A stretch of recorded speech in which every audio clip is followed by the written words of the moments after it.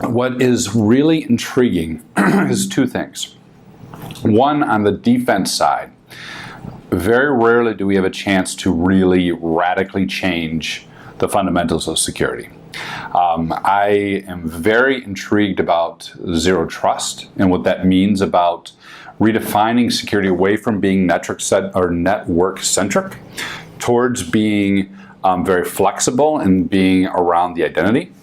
I'm very intrigued about getting rid of passwords because my entire life we've been basing security around something that's easy to get wrong, easy to steal, and has been stolen 1,000,001 times. We went and looked at like Troy Hunt's website the other day, and the password 123456 has been stolen 25 million times.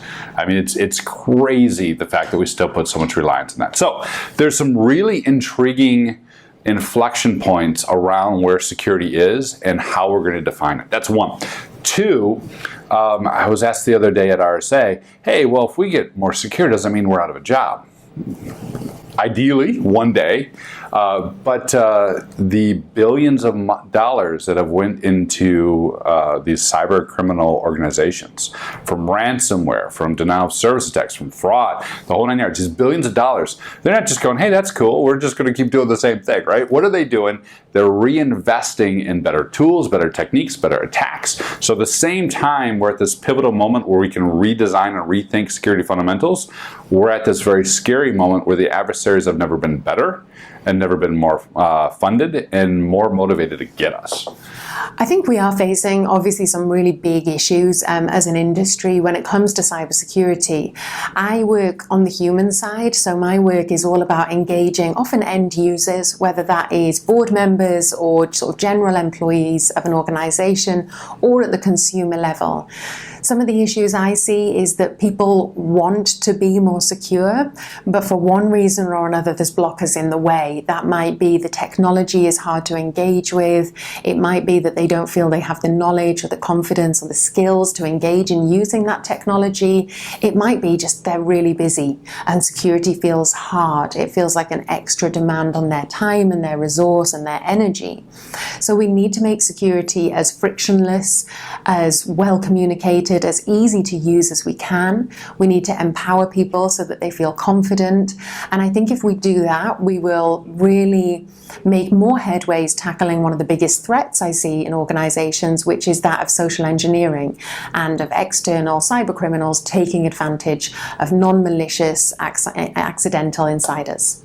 Well, I think what we're still hearing a lot about, it hasn't gone away and I don't think it will go anytime soon, is the effectiveness of phishing attacks, how they're evolving, they're becoming more sophisticated, and they're starting to now, instead of targeting the masses with blanketed emails out there, they're a little more focused. So they're very credible, and they're tied in very closely with the strain of malware with ransomware. We keep hearing about ransomware. Why? It's effective. Why do we hear about spam? Spam is effective. So a lot of these different things that work, they're working really well, but now they're honing in carefully. The cyber criminals realize if it's more convincing, if it's automated, they can monetize it much quicker. They could now put together reports of compromised information, sell it on the dark web, and they could focus it in niche categories such as medical theft, ID theft. They can command a much higher dollar than just simply stolen credit cards. So I think a lot of the focus now is going to be dark web crawlers that are going to be focusing in on finding compromised credentials to quickly alert people. Banks are using this already, and you may have seen that. You get a quick alert, hey, there's some suspicious activity, fraudulent activity, and helps you to respond quickly. And I think that is somewhat of the future. Well, among the biggest issues is the fact that, look, remember the Y2K bug? Okay, most people were not even alive at that time, but the internet was much smaller, and we had to have an internet-wide response to drive, securing these systems that were all pretty much, we were worried they were all just going to stop working. We haven't been able to solve that problem of issuing fixes at scale. It's not about creating the patch, it's about getting it deployed. And so with the growing number of computers and internet-connected devices and IoT, this problem that we never got right over 20 years ago has simply continue to grow. And I think that that is one of our biggest challenges in cybersecurity. It's not necessarily getting the vendors to create a patch, it's about the entire patch deployment lifecycle after that. The cybersecurity business has really taken a rapid transition in the last several years. I call it, if you'll forgive, all my geek friends will forgive this, I call it we've hit peak geek in cybersecurity. By that I mean that, by the way, there's plenty of great work for geeks. But the model of the 70s, where I grew up, right, 70s, 80s, the heyday of computer security, formal methods for computer security, the idea was we will invent a technology, right? There will be technology that will save us. And we're just waiting for this to happen. All these kind of magic things that will happen. This brilliant people, my predecessors, great brain power. How do I build operating systems that I can mathematically talk about their properties and their ability to preserve, the desirable, who gets to look at data and change it and all that kind of stuff. Never happened, right? Because the marketplace, my gosh, if it doesn't run PowerPoint, nobody wants it, right? So you've got this tug of the marketplace, and then you've got the sort of theoretical way that we would solve these problems. So the good and the bad news is over the last few years, what's really changed is we've shifted away from technology will save us to cybersecurity is just part of our life. Right? So it's about economic and social risk. It's not about technology solutions. How do I manage economic risk and social issues like privacy, right? All these kind of things that we have to deal with. And so we move from sort of the geek is the most important person, right, to how do people make executive business decisions? How do we decide as a population that something is safe or unsafe, right? Not perfect, but how do we make rational decisions about risk, which we do every day. If you fly in an airplane, you're in a tall building, you ride in an elevator, when you go to the doctor, we have mechanisms in society to help us make better choices, right? Reasonable choices, not perfect choices. When that choice turns out to be not a good one, then there are consequences. And sometimes it turns into liability, right? Someone has made a mistake, failed to do something that was a reasonable expectation. So we're moving into a world which is really about decision making. And that's actually the right answer in the long run, right? It's not fun getting there. There's plenty of great work for geeks, right? We won't go away because technology drives all this, it gives us the great capability that we insist upon. It powers our businesses and our economy. But we can't think of this as we're going to solve it that way. We're going to have to deal with issues of public policy, whatever the right mix of regulation, of market incentives, and personal behavior. We're going to have to figure that out. The answer today is different than it might have been some decades ago. Right? This is not like the national security problem where we pay our taxes, we raise an army, and we go fight bad guys over there. Right? This is embedded in our economy, right? In the behavior of individuals and the way businesses make their services available to the public. And so we have to really think of this in a different way.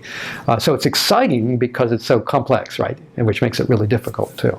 So these big issues of kind of the way we make decisions about risk, get cascaded in these things. And most of this, frankly, is hard to get ahead of. So the issues of what does 5G mean to us in the future and the privacy issues are being openly debated every day.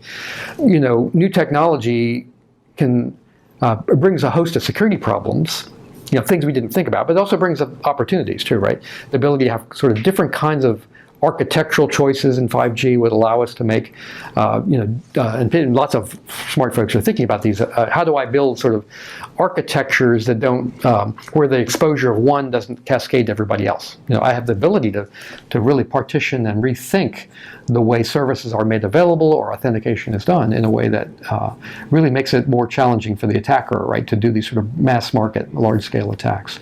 So I think there's a whole host of these around technology that again, are being played out in standards bodies and by competing interests from companies, today.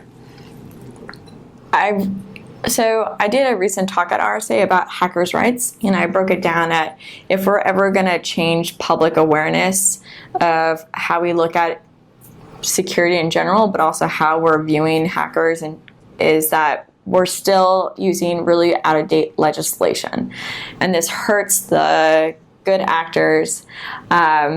And it's becoming a real situation because if you still have that number of 60%, that's not changing about whether or not to submit a vulnerability, we're dealing with a real situation at the end of the day.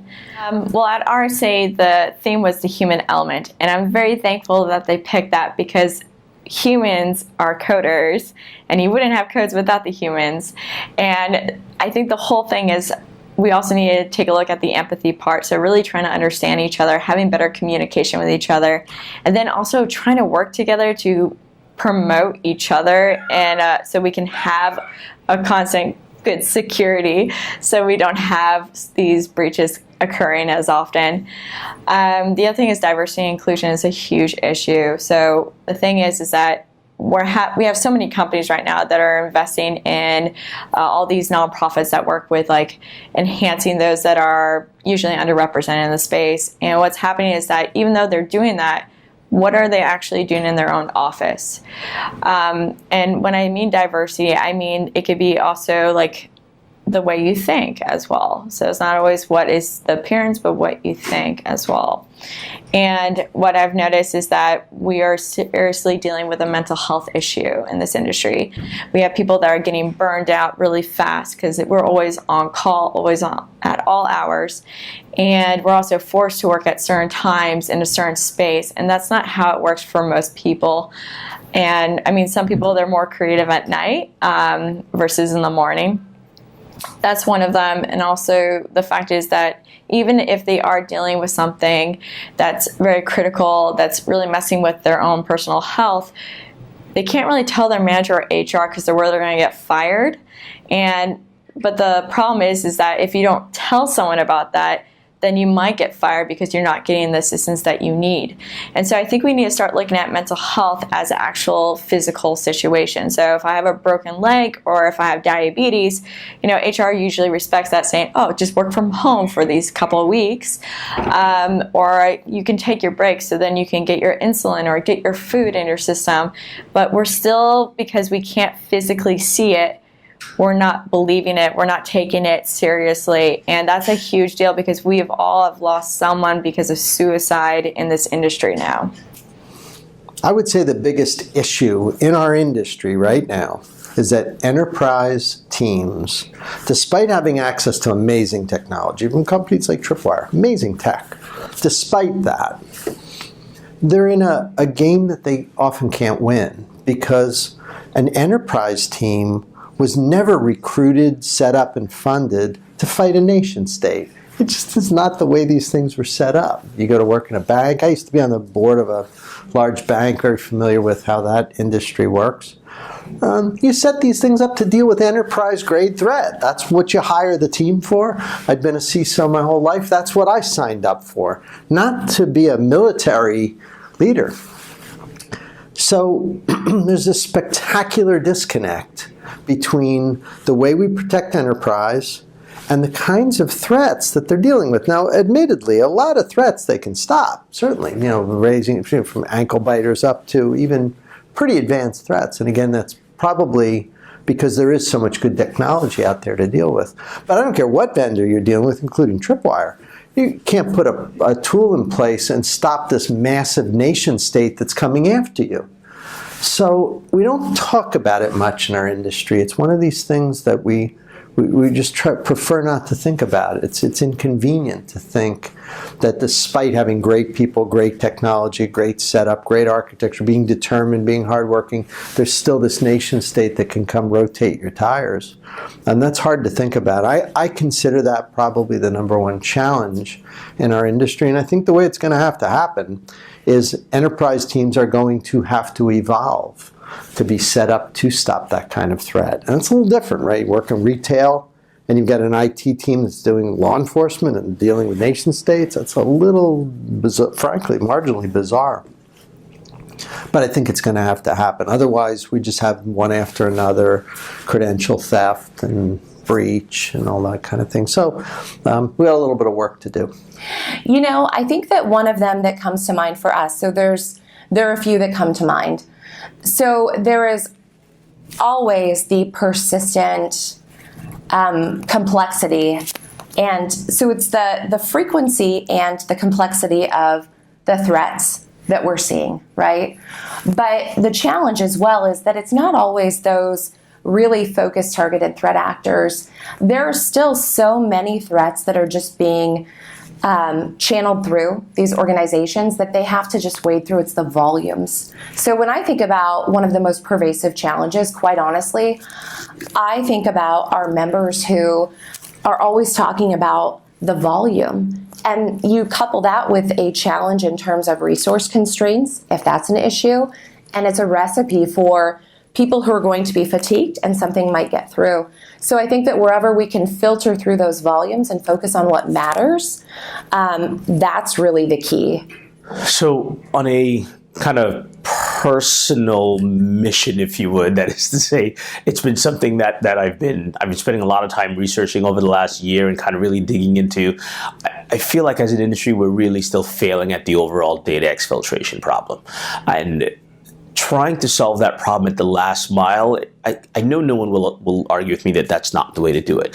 And granted, we still need to protect those last miles for making sure data doesn't get out. But I feel like there's still so much more we can do further upstream in the kill chain, if you would. Specifically, when we get to staging data in particular, I think there's some opportunities there for us to maybe make some improvements on how we detect and protect information, post breach, but pre exfiltration. That still seems to be a significant problem that I've been personally just on a mission to dig deeper into. In your opinion? So the biggest issues today in cybersecurity are actually the same ones we've been looking at for the last 10, 15, 20 years. We call it cybersecurity Groundhog Day. Like the Bill Murray movie with the groundhog reliving the same day over and over. That's what so many of us are now doing. A lot of the things we've been talking about 20 years ago, we're still talking about today. Like access management, having a good inventory, making sure you have change control in place, having incident response, disaster recovery. So it's making sure we're still covering a lot of those basics, the basic blocking and tackling, if you will. Make sure we have those, and then we can get to the fun stuff like AI, ML, working with IoT and shadow IT. Make sure we're covering the basics though first.